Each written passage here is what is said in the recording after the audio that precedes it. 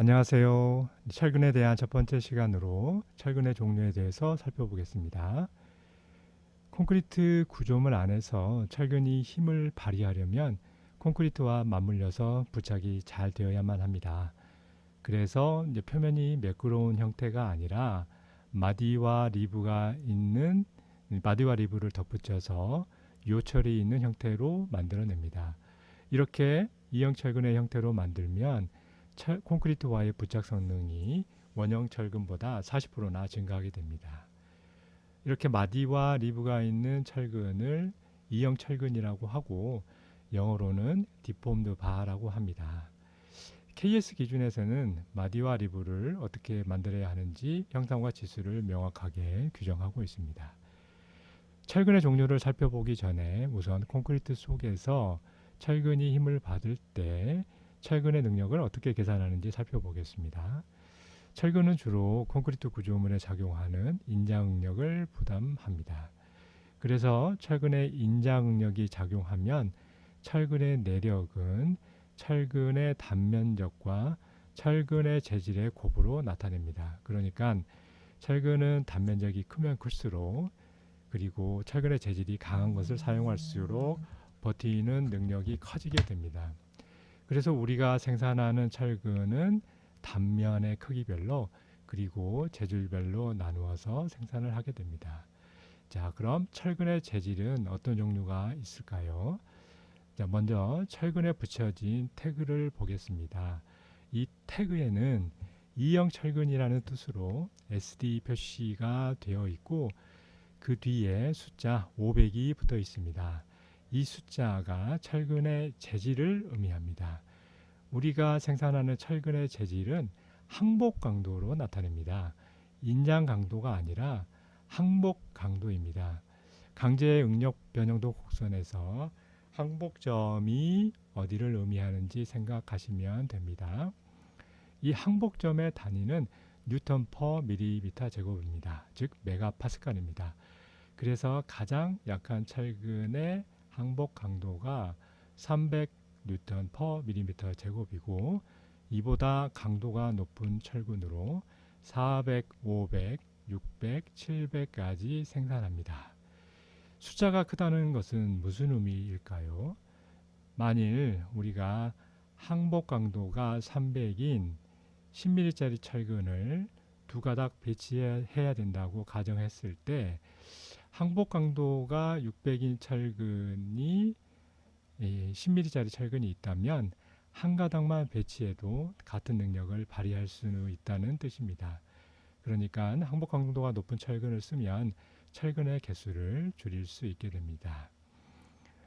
자, 다시 태그를 보면 철근의 재질은 이렇게 SD500과 같이 SD 다음에 항복 강도를 숫자로 나타내는 식으로 해서 표시를 하게 됩니다. 자, 그런데 철근의 종류에는 일반용 철근 외에 용접용 철근이 있습니다. 만약 현장에서 굵은 철근을 쓰는데 용접을 해야 한다면 용접용 철근을 사용해야만 합니다. 이 용접용 철근은 항복 강도 뒤에 W를 붙여서 나타냅니다. 용접이 가능하다는 의미에서 웰더블의 앞 글자를 따서 W를 붙여서 나타낸 것입니다. 용접용 철근은 400W와 500W가 있습니다. 철근은 일정한 표준 길이로 생산하는데 보통 8m 정도로 생산을 하고 길게 생산을 해도 12m 정도가 됩니다. 그래서 현장에서 철근을 배치할 때는 철근을 이어서 배치해야만 하는데요. 철근을 잇는 방법 중에 용접을 해서 잇는 방법이 있습니다. 근데 이렇게 철근을 용접하게 되면 철근을 높은 온도로 가열한 다음 녹여서 붙이는 방식으로 철근이 접합되는데 강제를 이렇게 고온으로 가열해서 시키면 강제에 포함된 불순물 때문에 성질이 나빠질 수 있습니다. 그래서 용접용 철근은 별도의 처리 과정을 거쳐서 용접에 나쁜 영향을 미치는 불순물의 함유량이 일정한 수준 이하가 되도록 처리한 철근을 말합니다. 자, 이제 두 번째로 철근의 단면의 종류에 대해서 살펴보겠습니다. 우리는 원형으로 된 단면을 사용하기 때문에 원형 단면의 지름으로 나타냅니다. 지름을 의미하는 다이아의 맨 앞자인 D를 따서 D13 이렇게 표기를 하게 되는데요. KS 기준에서는 6mm부터 규격이 있지만 우리가 가장 보편적으로 사용하는 가는 철근은 10mm 철근부터 사용을 하게 됩니다. 그래서 대략 10mm 철근부터 3mm 간격으로 생산한다고 이해하면 될 것 같습니다. 10mm에서부터 25mm까지 3mm 가격으로 생산을 합니다. 그 다음은 29mm인데요.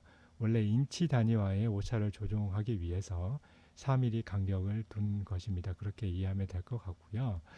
자, 이렇게 이제 철근의 지름을 보다 보니 철근의 지름에는 호칭 지름이 있고 공칭 지름이라는 것이 있습니다. 우리가 일반적으로 부르는 철근의 지름은 호칭 지름입니다. 그러니까 D10, D13, D16 이렇게 부르는 지름이 철근의 호칭 지름입니다. 근데 가만히 생각을 해보면 우리가 생산하는 철근은 마디와 리브가 있는 E형 철근이기 때문에 어떻게 철근의 지름을 쟀을까 궁금해집니다.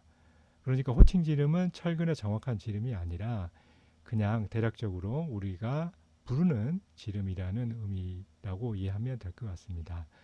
그런데 철근이 얼마나 힘을 받는지 계산을 하려면 철근의 지름을 정확하게 계산해야 합니다. 이것이 공칭 지름입니다. 그럼 공칭 지름은 어떻게 계산을 할까요? 자, 우선 공칭 지름을 계산을 하려면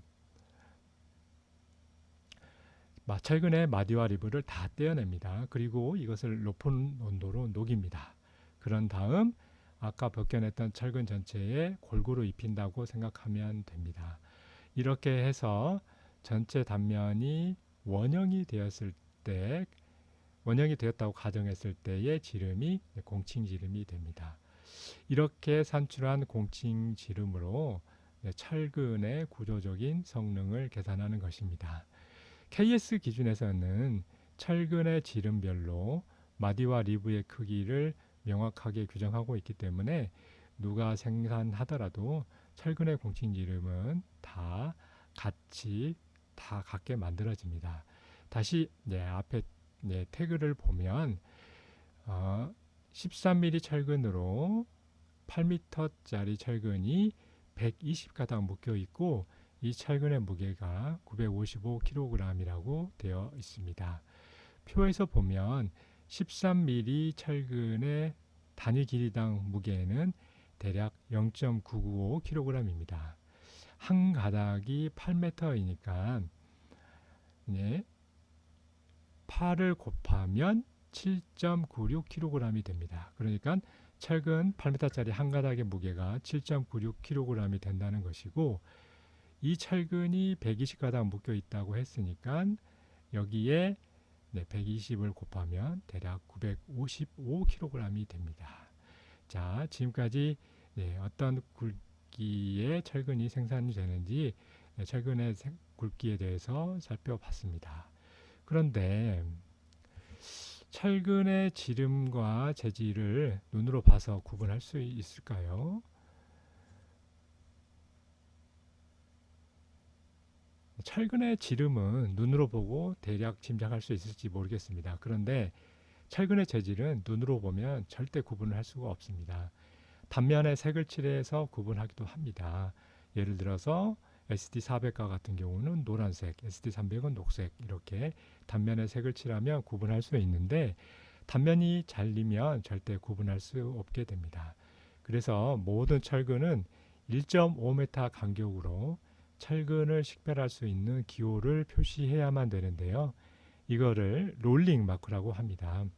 이 롤링 마크는 철근마다 새겨져 있기 때문에 롤링 마크를 읽는 방법을 잘 익혀주시기 바랍니다. 맨 앞에는 국가 기호를 의미합니다. 한국은 KR이고요. 그 다음은 철근을 생산한 제강사의 이니셜이 됩니다. 여기까지는 별로 중요하지 않는데요. 그 다음부터 철근의 지름과 재질을 나타냅니다. 자, 철근의 지름은 숫자로 그대로 표기를 합니다. 여기서는 10이라는 수치가 써져 있기 때문에 굵기가 10mm인 철근이라고 하는 것을 알 수가 있습니다. 그 다음엔 철근의 재질을 나타냅니다. 재질은 SD300, SD400 같이 세 자리 숫자인데요. 롤링 마크에서는 간단히 맨 앞에 있는 숫자만 따서 표기를 합니다. 4라고 표기되어 있으면 항복 강도가 400인 철근을 나타내게 되는 것입니다. 용접용 철근의 경우에는 W를 맨 마지막에 붙여서 나타냅니다. 자, 지금까지 철근의 종류와 롤링 마크에 대해서 살펴봤습니다. 감사합니다.